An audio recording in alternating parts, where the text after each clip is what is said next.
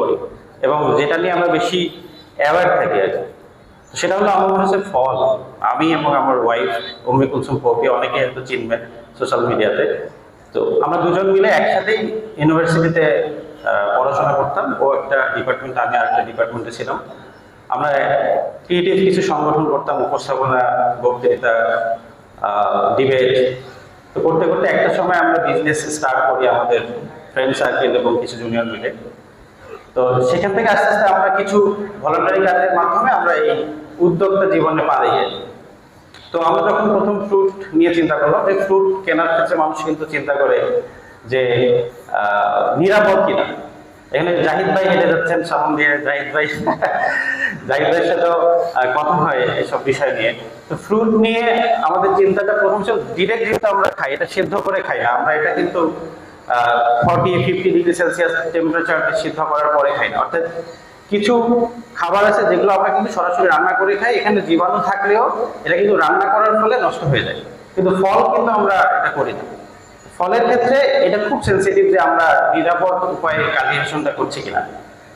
তো আমরা আসলে নিজে উৎপাদক না। তো আমার কাজ ছিল যে ঠিক আছে, তাহলে আমরা খুঁজে বের করি বাংলাদেশে কারা ভালো উপায়ে, সর্বোচ্চ ভালো উপায়ে চেষ্টা করছে নিরাপদ উপায়ে ফল উৎপাদন করার জন্য। তো আমরা এখনো ঠিক এই পেশাদারিত্বটাই রাখি যে খুঁজে বের করি। আমরা সারা দেশেই যাই, বিভিন্ন অঞ্চলে যাই, আপনার ভিডিওতে অনেক জায়গায় দেখেন। এটার পিছনে অন্যতম একটা গুরুত্বপূর্ণ কাজ থাকে যে আমরা খুঁজে বের করার চেষ্টা করি যে কারা ভালো উপায়ে কাল্টিভেশনটা করার চেষ্টা করছে বা উৎপাদন করার চেষ্টা করছে। সেই মানুষটাকে আমাদের প্ল্যাটফর্মে নিয়ে আসি, রেজিস্ট্রেশন করে যে আমি আমাদের এখন কাজের, আমরা একসাথে কাজ করবো, এটার উপরে সম্মত হই।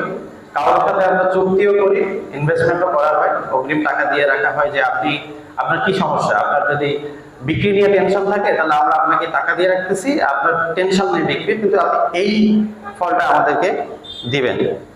সো এইভাবে করে আমরা কিন্তু আমাদের কাজটাকে করি। তো আমি যেটা নিয়ে সংক্ষেপে আলাপ করতে চাচ্ছিলাম সেটা হচ্ছে ব্র্যান্ডিং এবং প্যাকেজিং রিলেটেড। তো আমরা সোর্সিং এ আমরা প্রথমে এরকম গুরুত্ব দিয়েছিলাম যে আমরা সবাই তো উৎপাদক হতে পারবে না, সবার উৎপাদক হওয়ার সুযোগও নেই। এখন যেখানে আমার সামনে যারা আছেন, এখানে যারা উৎপাদক থেকে থাকেন ঘুরে, তারা আমার সম্ভাব্য পার্টনার। মানে আমি খুঁজে বের করার চেষ্টা করি কারা ভালো উৎপাদন করেন, সেটাকে আমরা ব্র্যান্ডিং এ নিয়ে আসি। তো প্রথমে আমি যখন বললাম প্রিমিয়াম ফ্রুটসকে কারা চিনেন, এটা কিছু কিছু মানুষ চিনেন, এইটাই আমাদের ব্র্যান্ডের প্রাপ্তি আর কি। তো কয়েকটা জিনিসকে মাথায় রেখে একটা ব্র্যান্ডকে মানুষের মনে জায়গা করে আনা যায়। তো সে একটা গুরুত্বপূর্ণ হলো যে আপনার একটা ভালো ট্যাগ লাইন চয়েস করা। এটা আপনি নিজে যখন একটা ব্র্যান্ডে পরিণত হবেন তখন এটা গুরুত্বপূর্ণ না, কিন্তু যখন আপনি এখনো নতুন চেষ্টা করছেন ব্র্যান্ড হিসেবে বিল্ড করার জন্য নিজের প্রতিষ্ঠানকে, তখন একটা ভালো ট্যাগ লাইন ইম্পর্টেন্ট।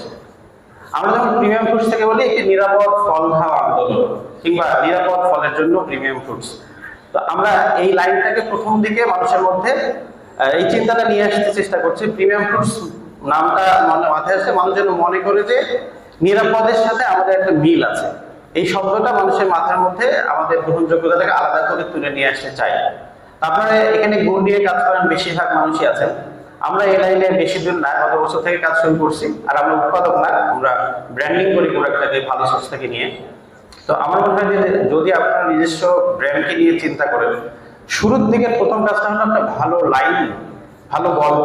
একটা লাইন আপনার জন্য একটা ভালো গল্প বলতে পারেন, ওই লাইনটার সাথে রিলেট করে আপনি স্টোরি লিখবেন, কথা বলবেন, ভিডিওতে আসবেন। এই লাইনটা মানুষের মাথায় এস্টাবলিশ করতে হবে।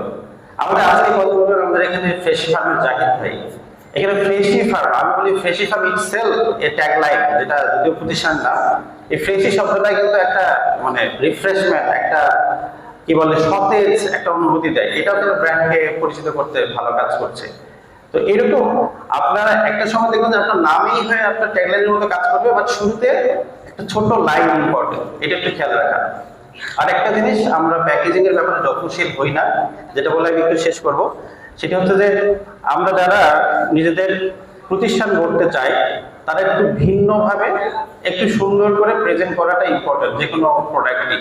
তো আমরা এইটার ক্ষেত্রে অনেক পিছায় ছিলাম, বাট এখন খুবই ভালো হয়েছে এটা। আমাদের যারা কাজ করেন, আমি দেখছি যে সবাই প্যাকেজিং এ সচেতন, একটু ইনোভেশন করে। প্রত্যেক বছরই অ্যাপল কি করে, আইফোনের একটা নতুন ডিজাইন লঞ্চ করে, প্রত্যেক বছরই একটা নতুন নতুন ফিচার নিয়ে আসে। তো আমাদের কি গুড়কে কি করতে পারি, যদি গুড়ের কথা বলি স্পেশালি, আপনারা দেখেন তো গুড়কে একটু ভিন্নভাবে প্রেজেন্ট করা যায় কিনা, একটু প্রসেস আইটেম নিয়ে আসা যায় কিনা, শুধু গুড়কে র বিক্রি না করে আমরা একটা ভিন্ন আইটেমের সাথে মিলাই বিক্রি করতে পারি কিনা। খেজুর বিক্রি করে যেমন লিনা ফার্ম, আমরা অনেকে যারা মিটজুল খেজুর খাই চিনি, ওরা কিন্তু অনেক প্রোডাক্টের ভেরিয়েশন নিয়ে আসছে, ওই খেজুরকেই অনেকভাবে প্রেজেন্ট করে সেল করে। তো প্রোডাক্টের প্যাকেজিংটা ইম্পর্টেন্ট, এবং এরকম নতুন নতুন প্রোডাক্ট প্রসেস করার জন্য একটু চেষ্টা করাটা ইম্পর্টেন্ট।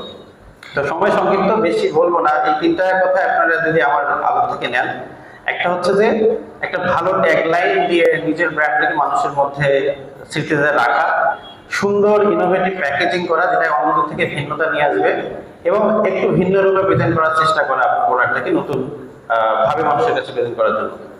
তো অভিজ্ঞতা থেকে এই কয়েকটা বললাম। আমার জন্য দোয়া করবেন। প্রিমিয়াম ফুডসের কার্যক্রম আপনারা দেখতে পারেন সোশ্যাল মিডিয়াতে, প্রিমিয়াম ফুডস পেজে। আর আপনাদের সাথে অনেকের এখনো দেখা হবে, সারাদিনই আছি, কারোর সাথে আলাপ করার সুযোগ পেলে অনেক ভালো লাগবে। সবাই ভালো থাকবেন, দোয়া করবেন। আসসালামু আলাইকুম ওয়া রাহমাতুল্লাহ।